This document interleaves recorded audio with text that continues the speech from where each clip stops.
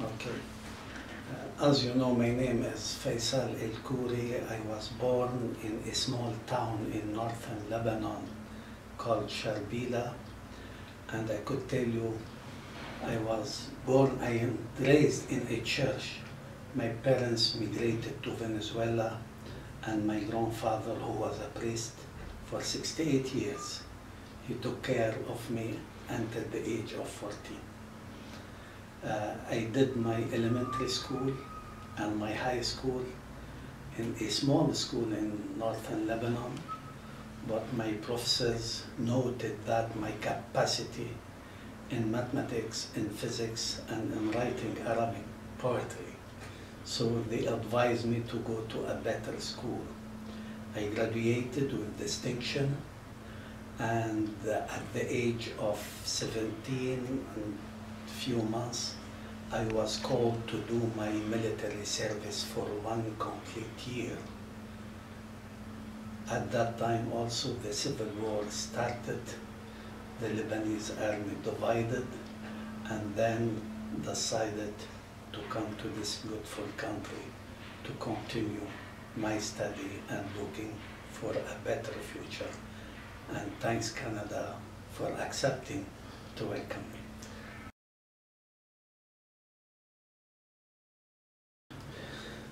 I like this question because I can tell you I'm facing this question mostly in every interview I'm doing. I graduated as a civil engineer from Concordia University. It wasn't easy. I was alone here. I used to work night time, go during the day to university. It was very, very good experience also working and studying. I worked only 1 year in a very famous known structural engineering office. Then with the ambitions I have, I decided to found my own construction company for almost 10 years. Then I went to the international. I had a great and pure reputation as engineer at the international level. All of those elements together pushed me to go furthermore in serving this country because it gave me a lot, and leaving some legacy to my family, to my wife, to my 3 beautiful daughters, to the friends and the team working for me. I said the only thing remained, if I could make some change in the life of our citizen and perhaps for the generation to come. To do that, I have to be involved in politics.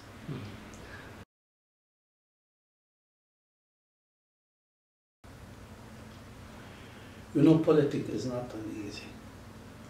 As I mentioned before, I was almost born and raised in a church, so integrity, honesty, transparency. I'm a Christian. I believe in God and Jesus Christ, and Jesus asked us to help the poor, to help each other, to listen to those who are in pain and try to relieve, to alleviate their pain. In my daily life here, and thanks to my team, I could tell you on a daily basis we are solving problem for some citizen. So transparency, integrity, honesty, all of those together made me, I believe, a good member of Parliament in Ottawa. And I would like to add something. There is special feeling, and I believe it's my greater duty if I could do something never done to the old senior citizen, not only in my riding, in across Canada.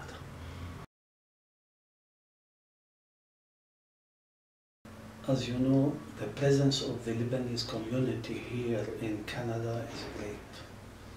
And we were one of the first almost community who chose to come to Canada. We are involved in all aspects of life, especially, good name, medicine, engineering, law, business. And this time we do have 4 or 5 members of parliament. We do have some other serving City Hall, like City Hall of Montreal, City Hall of Ottawa, City Hall of Laval, in Toronto. So our community is perfectly integrated into the Canadian society, which I love and I respect this society because it's a society of diversity. And you know, in this country, diversity is our progress and our strength and our prosperity. So, coming back to your question, looking all of those elements together, I said, I am a member of the Canadian-American Parliamentary Committee, Canadian-European, and Canadian Francophonie, and Canadian Armenian, I believe. I said, why don't I do something for Canada-Lebanon?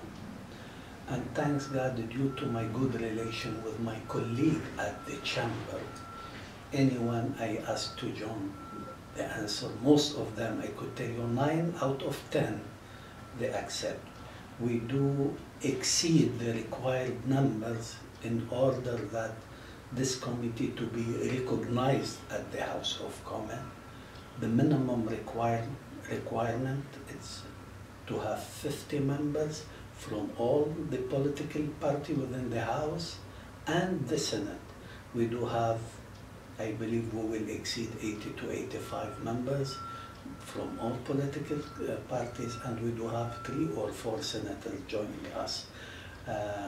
I'm proud to announce to Canadian, because Canada must be proud also in one committee in its parliament to have this good number of MP, and I'm proud also to announce it to my team, to the media, and to Lebanon and the Lebanese community here in Canada.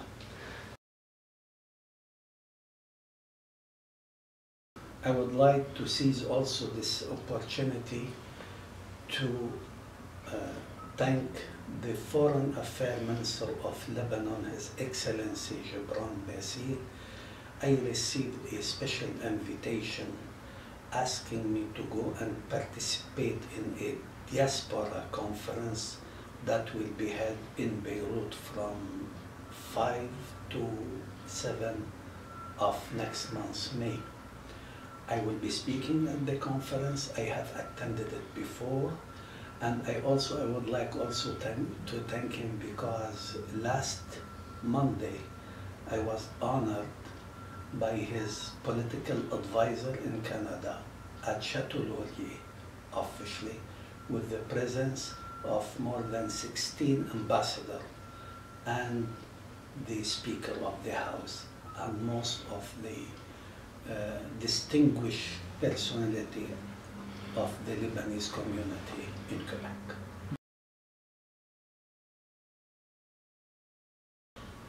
Having government like this, government leader like Justin Trudeau, you know, when he said we are going to make a change, when if you go to the parliament, I feel that type of relaxation. I saw the Muslim, the Jew, the Christian, the Sikh, from all over the world, even from Somalia, the first time in the history of this country. So, respecting each other, dealing with each other, putting the right person on the right place according to qualification.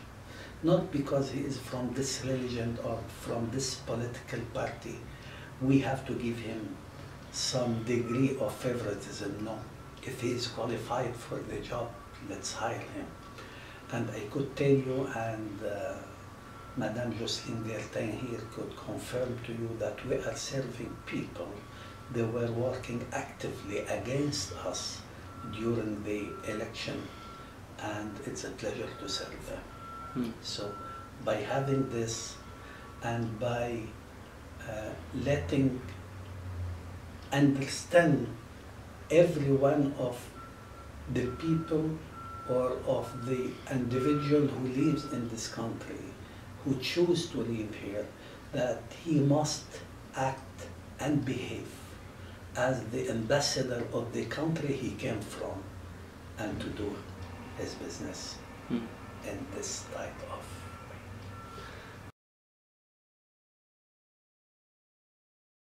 I am playing this role right now, and I am thinking to talk to the ambassadors, to the chargé d'affaires, to the council all across the country, in Toronto, here, Quebec, Montreal, to have a list and to try to source those and try to contact them, try to invite them for some conference, talking to them about the country that their parents and their grandparents born there or came from there, and trying to let them understand what kind of life we're having there.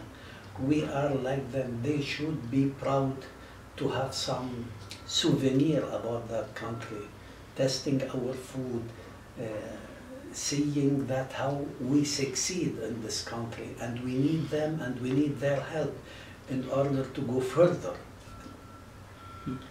I believe in doing those things and choosing the right way to gather all of them together, encouraging them to participate with the new coming or from years community here.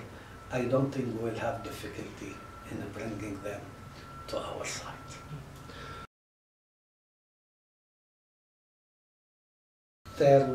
We're trying to delete that now, there was some feeling due to the fact we are Arabs, we are not welcome to be placed in sensitive place in the government, or to be MP, or to be city councillor. But with the time and with the new generation going to university, graduated, occupying a very nice places in the offices, in all cabinets, seeing member of parliaments like me, they try to believe that Canada gives the right for every single individual if he is qualified to be there. There is no difference, and here I would like to repeat what our Honorable Prime Minister said when he said, a Canadian is a Canadian is a Canadian. We don't have second-class citizens here. We all equal, we have the same duties, and we have the same rights also. Mr. El-Khoury, thank you for joining us today. It's a great pleasure. Thanks again. Thanks for giving me this opportunity.